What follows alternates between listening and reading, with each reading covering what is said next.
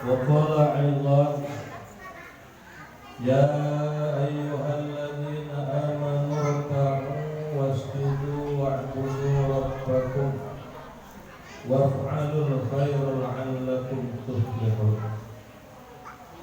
وقال النبي صلى الله عليه وسلم كل أمتي يدخلون الجنة إلا من أبى إلا وما يأبى يا رسول الله من أطاعني دخل الجنة ومن عصاني فقد أبى. صدق الله العظيم وصدق رسوله النبي الكريم ونحن على ذلك النشيد والشاكرين والحمد لله رب العالمين. Kepada para alim ulama yang saya muliakan, para ustadz, para asatidzah yang dirahmati Allah Subhanahu wa taala. Mudah-mudahan para alim ulama kita, para ustadz kita senantiasa diberikan keberkahan oleh Allah Subhanahu wa taala. Amin ya Allah. Karena asbab dari para ulama sehingga kita bisa belajar agama dalam mereka. Anak-anak kita dikenalkan agama, diajari agama sebab adanya ulama kita. Kemudian kepada takbir masjid pada ikhlas, kepada Al-Ustaz Muhammad Fatih sarjana agama. Beliau ini kalau di luar Pak, Bu, terkenalnya namanya Ustaz Ganteng. Iya. Kalau ngomongin beliau Pak Ustaz Ganteng itu namanya Ustaz Fatih. Di luar terkenalnya namanya Ustaz Ganteng. Ini ketua Masjid Fajar Ikhlas. Kepada yang saya hormati Bapak RT, kemudian para sesepuh, tokoh masyarakat, para haji, para hajah, mudah-mudahan senantiasa dimuliakan oleh Allah Subhanahu wa taala. Dan juga kepada panitia, seluruh panitia pelaksana peringatan Isra Mi'raj Masjid Fajar Ikhlas. Mudah-mudahan diberikan pahala yang banyak oleh Allah Subhanahu wa taala. Amin. Amin ya Allah. Karena kadang-kadang kita ini lupa, tadi sudah disebutkan bahwa betapa pentingnya peran daripada panitia. Ada seorang ulama cerita, beliau punya majelis di Indonesia ini namanya Majelis Rasulullah SAW. Tahu namanya? Ada. Wah, pintar. Giginya ada berapa yang itu ya? Yang punya Majelis Rasulullah itu siapa namanya? Habib Munzir Al-Musawwah. Beliau sudah meninggal dunia, mudah-mudahan dilapangkan kuburnya oleh Allah Subhanahu wa taala. Beliau cerita pernah di satu tempat akan diadakan satu majelis besar, yaitu majelis sholawat. Lapangannya besar, tempatnya besar. Maka sudah ditetapkan waktunya, sampai waktunya betul. Yang hadir ramai sekali. Yang hadir banyak, ramai yang hadir. Maka setelah acara selesai, majelis sholawat selesai, beliau pun bergembira dengan begitu banyaknya orang yang hadir. Malamnya beliau bercerita berjumpa dengan baginda Rasulullah SAW dalam mimpi. Maka dalam mimpinya Rasulullah pun senyum melihat Al-Habib Munzir Al-Musawwah. Maka Habib ini ketika Rasulullah senyum, beliau berharap Rasulullah SAW memuji beliau karena telah menjadikan sebab banyaknya orang berkumpul bersalawat kepada baginda Nabi SAW. Tapi ternyata hadirin dirahmati Allah Subhanahu wa Ta'ala, baginda Nabi SAW dalam mimpinya berjumpa dengan beliau sampaikan salamku kepada seluruh panitia yang sudah susah payah, capek-capek menyiapkan segala macam dari tempat. Kalau itu kan di lapangan ada tenda banyak, ada bendera-bendera, ada aliran air yang mesti dibuat kalau hujan, sehingga ketika hujan air tidak tergenang. Ada nih. Jadi kalau Namanya begitu siapa? maka panitia mengeluarkan tenaga, bikin paret, macam-macam yang dilakukan. Maka kata Al-Habib, ternyata yang dapat pujian dari Rasulullah, yang dapat salam dari Rasulullah adalah seluruh panitia. Mudah-mudahan panitia kita dapat salam dari baginda Nabi SAW. Hadirin wal hadirat rahimakumullah. Tadi sudah disampaikan sama Ustaz Zainal, memang sekarang ini sudah masuk bulan Sya'ban. Artinya tidak lama lagi, kurang dari sebulan insya Allah kita akan berjumpa dengan bulan Ramadan. Tetapi namanya perayaan hari raya, hari Isra Mi'raj ini boleh dilakukan kapan saja, walaupun sudah di bulan Sya'ban setelah bulan Rajab.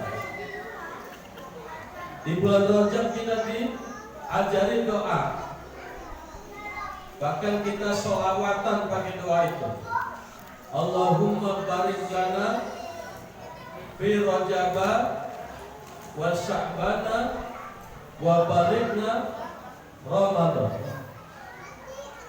Ya Allah, berkahilah kami di bulan Rajab dan juga di bulan Sya'ban, dan jumpakan kami dengan bulan Ramadan. Allahumma barik lana fi Rajab wa Sya'ban wa barik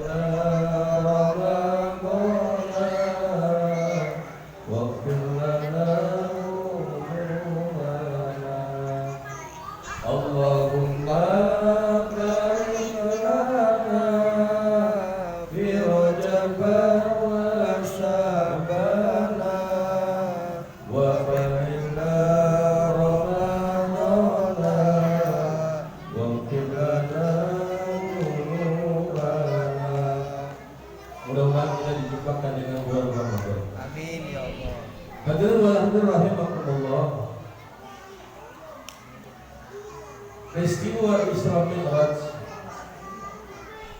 merupakan peristiwa yang sangat luar biasa.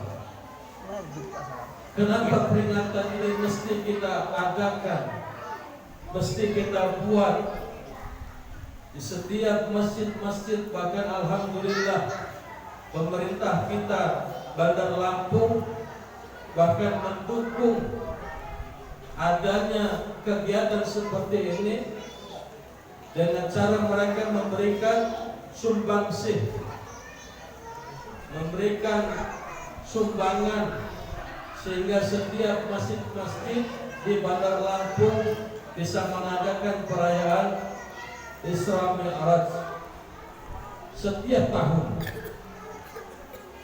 Ini peristiwa yang luar biasa, peristiwa yang rasanya tak masuk akal kata orang. Perjalanan yang singkat hanya dalam waktu satu malam, nggak sampai satu malam penuh.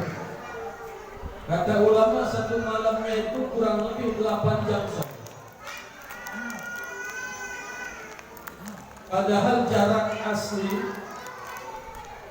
ahli sejarah mengatakan kalau ada yang berangkat dari Masjidil Haram menuju Masjidil Aqsa.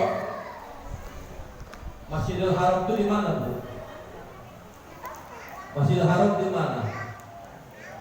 Nah, di mana? Mekah. Tahu nggak Masjidil Haram di mana? Nggak tahu. Masjidil Haram itu adanya di Mekah. Masjidil Aqsa di mana? Masjidil Aqsa di mana? Palestina. Jaraknya jauh, perjalanan bisa ditempuh bulanan. Ada yang mengatakan 40 hari, ada yang 2 bulan. Dengan perjalanan dengan kuda yang cepat baru sampai ke Masjidil Aqsa. Tetapi baginda Nabi Shallallahu Alaihi Wasallam diperjalankan oleh Allah Subhanahu Wa Taala dengan waktu yang begitu singkat. Bukan hanya Masjidil Haram ke Masjidil Aqsa, bahkan ke Sidratul Muntaha. Bahkan beliau dalam perjalanannya bertemu dengan nabi-nabi dari langit 1 ke langit kedua, ke langit ketiga, melihat surga, melihat neraka, ditempuh dalam waktu 1 malam saja.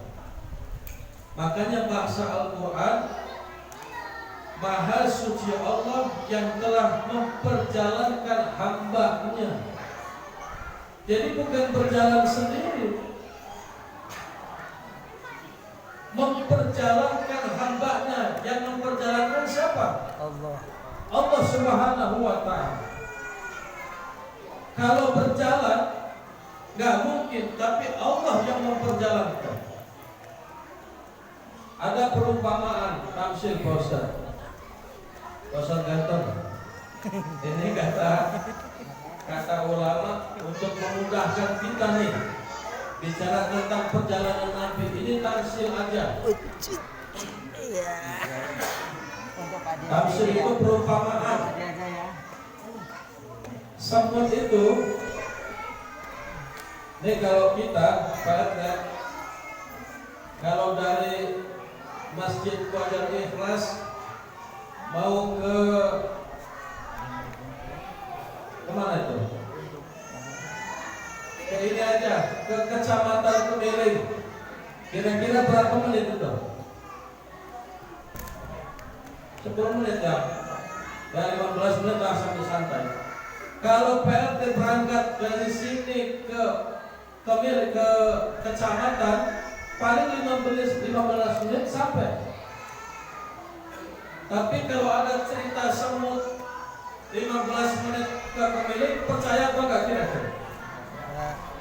Kenapa enggak percaya? Semut jalannya gimana semut? Kira-kira ke Kecamatan Kemiling sampainya berapa hari? Nah ini ceritanya, semut itu nempel di bajunya PRT. Semut nempel di bajunya PRT. PRT naik motor, nggak lihat ada semut. Ke Kecamatan Kemiling 15 menit, bolak-balik 30 menit sampai sini, semutnya turun lagi. Yang lain tanya, "Mut dari mana?" Dari kantor Kecamatan Kemiling. Berapa menit perjalanan? Cuma 30 menit, agak percaya. Masa kamu semut jalannya kayak gini ke Kecamatan Kemiling bolak-balik 30 menit? Ya saya emang gak jalan sendiri. Saya itu ikut bajunya Pak RT. Pakai motor 15 menit, pulang pergi 30 menit. Maka sampai 30, oh begitu kata semut. Begitulah perumpamaan kata ulama bahwa Nabi tidak berjalan sendiri, tapi diperjalankan oleh Allah Subhanahu Wa Ta'ala. Sehingga perjalanan yang begitu jauh, perjalanan yang begitu panjang memakan waktu, tapi karena Allah yang memperjalankan singkat waktu. Saat itu, ketika baginda Nabi SAW turun, Beliau dalam keadaan ada yang mengatakan seperti bingung, kayak iya, kayak enggak. Karena perjalanan yang begitu singkat, berjumpa dengan nabi-nabi yang lain. Makanya saat itu orang-orang kafir Quraisy, Abu Jahal dan kawan-kawan saat itu ingin menghancurkan orang Islam dengan ceritanya Rasulullah SAW. Abu Jahal akan bersuara kepada orang supaya nggak percaya sama Rasulullah. Tanya sama sahabat yang lain, percaya nggak ada orang dari Masjidil Haram ke Masjidil Aqsa ke Sidratul Muntaha bolak-balik 8 jam atau bolak-balik 1 malam, percaya nggak? Wah, nggak percaya. Banyak yang nggak percaya. Kemudian Abu Jahal datang kepada Abu Bakar Siddiq radhiyallahu anhu. Karena Abu Bakar Siddiq ini adalah orang yang paling percaya dengan Rasulullah. Sahabat terdekat. Juga mertua juga. Abu Bakar itu mertuanya Rasulullah juga. Karena anaknya Abu Bakar, Siti Aisyah radhiyallahu anha, menikah dengan baginda Nabi sallallahu alaihi wasallam. Harapan Abu Jahal kalau Abu Bakar ini termakan dengan omongannya, maka orang Islam mungkin habis saja. Gambaran Abu Jahal. Karena Abu Bakar pengaruhnya kuat. Datang ke Abu Bakar. Wahai Abu Bakar, ada orang dari Mekah, dari Masjidil Haram ke Masjidil Aqsa Palestina, bolak-balik ke Sidratul Muntaha cuma 1 malam. Kira-kira percaya nggak kamu sama orang itu? Maka Abu Bakar nggak langsung jawab, tanya yang ngomong siapa, yang bicara siapa itu? Yang bicara teman kamu itu, yang namanya Muhammad. Dia yang bilang katanya dia jalan dari Masjidil Haram, berjalan ke Masjidil Aqsa, ke Sidratul Muntaha bolak-balik cuma 1 malam. Percaya nggak? Kalau yang ngomong baginda Nabi lebih dari itu saya percaya. Makanya Abu Bakar itu Siddiq. Lebih dari itu aku percaya, kata Abu Bakar. Dan saya pernah hadir di acara peringatan Isra Mi'raj juga. Seorang ulama menyampaikan, kata Abu Bakar, jangankan 1 malam berjalan bolak-balik, malaikat Jibril yang secepat kilat aku udah percaya, apalagi beberapa jam. Itulah keimanan Abu Bakar Siddiq radhiyallahu anhu. Maka kita sebagai umat harus yakin, percaya apapun yang disampaikan oleh Nabi sallallahu alaihi wasallam. Kemudian Isra Mi'raj ini dapat apa baginda Nabi? Dapat hadiah apa? Dapat perintah sholat. Kalau perintah zakat, perintah haji, perintah puasa, perintah-perintah yang lain, Allah Subhanahu wa Ta'ala kirim malaikat Jibril menyampaikan kepada baginda Nabi. Tapi khusus perkara sholat, Allah langsung mengundang baginda Nabi ke Sidratul Muntaha. Saking besarnya perkara sholat. Pertama Nabi dapat perintah sholat berapa waktu? Anak-anak ada yang tahu? Ada yang tahu berapa waktu? 50. Ibu tahu berapa waktu? 50. Pertama kali dapat perintah sholat berapa waktu? 50 waktu. Masya Allah, kalau jadi itu 50 waktu, gimana kira-kira Pak? Hah? Ustaz Jainal nggak sempat ke kebun lagi. Iya, Ustaz Khadir mau dagang nggak bisa. Yang mau nikah kayaknya nggak bisa juga nikah. Mau sekolah nggak bisa, baru sebentar, Allahu Akbar, azan. Mau pulang azan lagi 50 waktu. Makanya jumpa dengan Nabi Musa. Apa kata Nabi Musa? Dapat apa ya Rasulullah? Dapat sholat 50 waktu. Minta kurangin. Gak kuat gak amat kamu. Bolak-baliklah bagaimana Nabi cerita singkatnya sampai 5 waktu. Kata Nabi Musa, minta keringanan lagi. Maka baginda Nabi malu untuk menghadap Allah. Ternyata benar Ustaz. Ternyata benar kata Nabi Musa. Yang 5 waktu nggak kuat. Masih ada yang nggak sholat. Cuma 5 waktu. Coba. Ya, padahal nggak lama sholat itu. Sholat paling lama berapa menit sholat? Berapa menit? Paling 5 menit sudah lama itu. Ya ini Pak Adianto, belum break Babil Kamtipmas mana? Beringin Raya sebelumnya di BKP. Memang nggak kelihatan kayak polisi kayak Gabu ya? Ya memang ini polisi ini dari Polres tadi barusan sengaja kita polisi ganteng itu. sampai mana tadi kan lupa. Sampai sholat 5 waktu.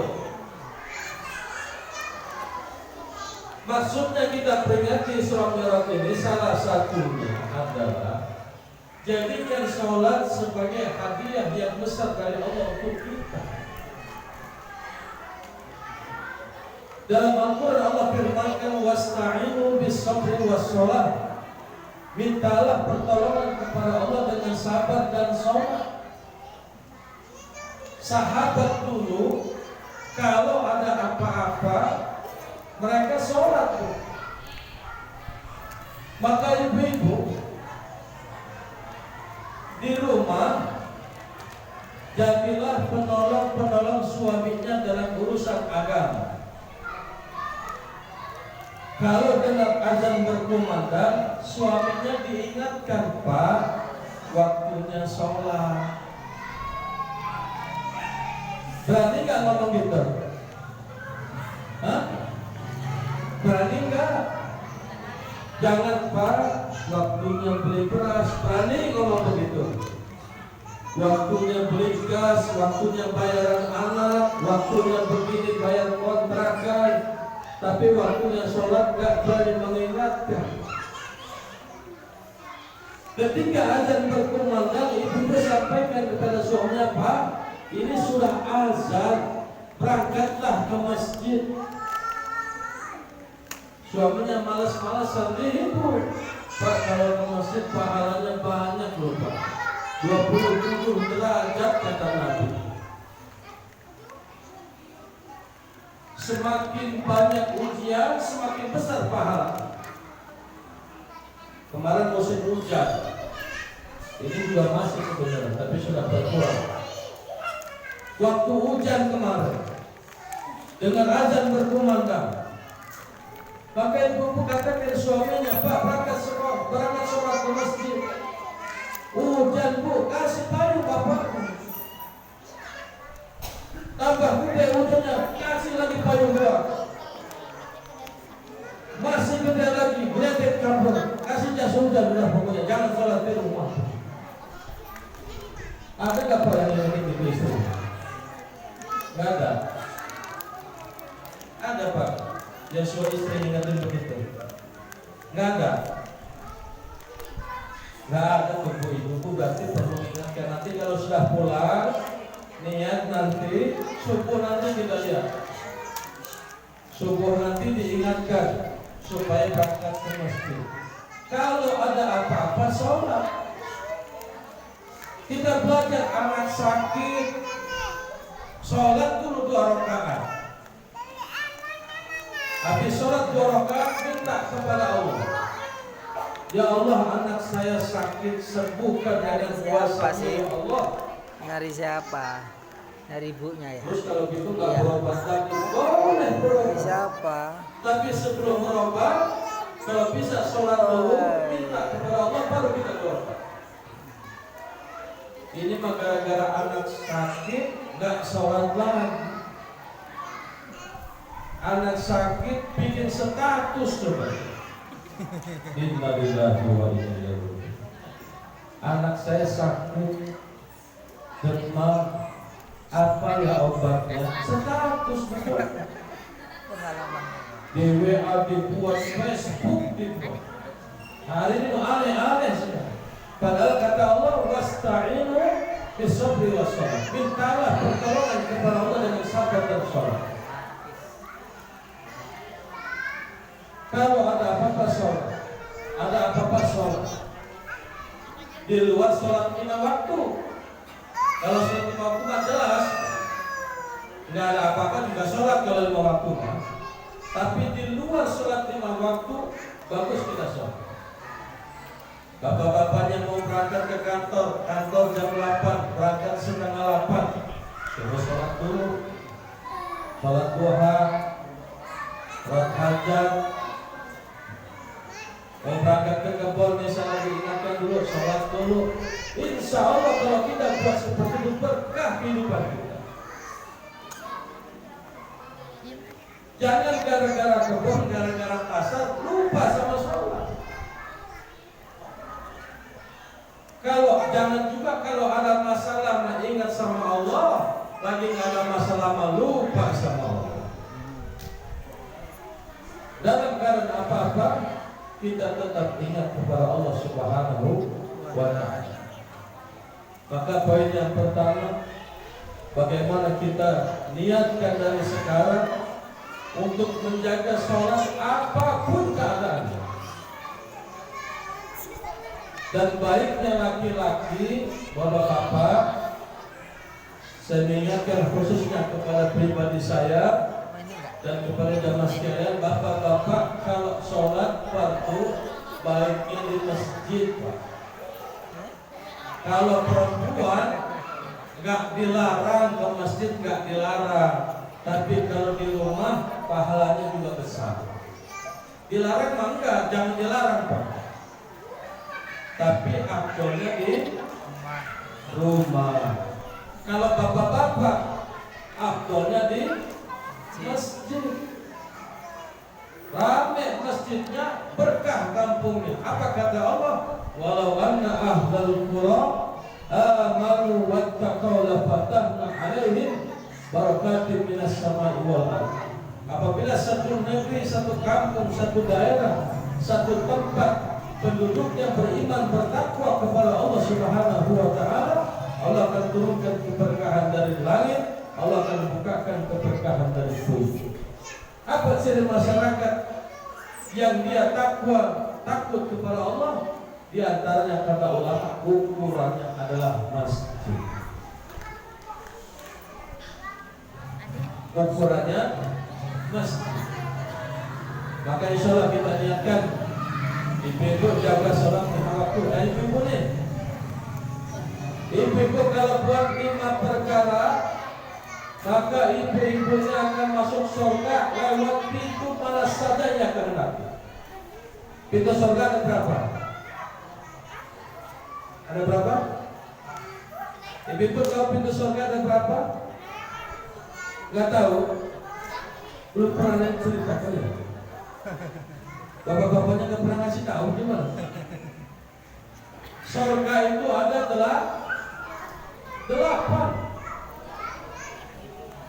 Wanita yang mengerjakan 4 perkara ini akan masuk surga lewat pintu mana saja yang kehendaki. Yang pertama, seorang wanita yang jaga sholat di awal waktu. Gimana di awal waktu itu? Sholat di awal waktu itu sebelum azan berkumandang sudah siap-siap. Walaupun ibu-ibu ke masjid, di rumah di awal waktu. Kenapa wanita mesti di awal waktu segera sholat? Karena wanita ada tamu yang tak diundang. bulanan datangnya. Sebulan sekali kan mesti datang dia masih produktif. Yang mana? Yang mana? Ibu-ibu jam 12:10. Ya. Jam 12:16 zuhur. Sebelum waktu itu ibu-ibu sudah siap-siap. Mau ini saya. Ternyata datang tuh tamu. Mau ini. Datang pula. Maka ibu-ibu gak wajib sholat, gak wajib bayar juga. Kenapa? Datangnya sebelum waktu zuhur. Itu ya. Tapi kata ulama, kalau sudah waktunya azan berkumandang, kemudian ibu-ibu santai-santai aja lah, nantilah ngobrol-ngobrol dulu, main HP dulu, ngerumpi dulu, dengerin komentar-komentar di Facebook dulu, lihat YouTube dulu, kesibukan macam-macam, sampai 12:30 belum sholat. Jam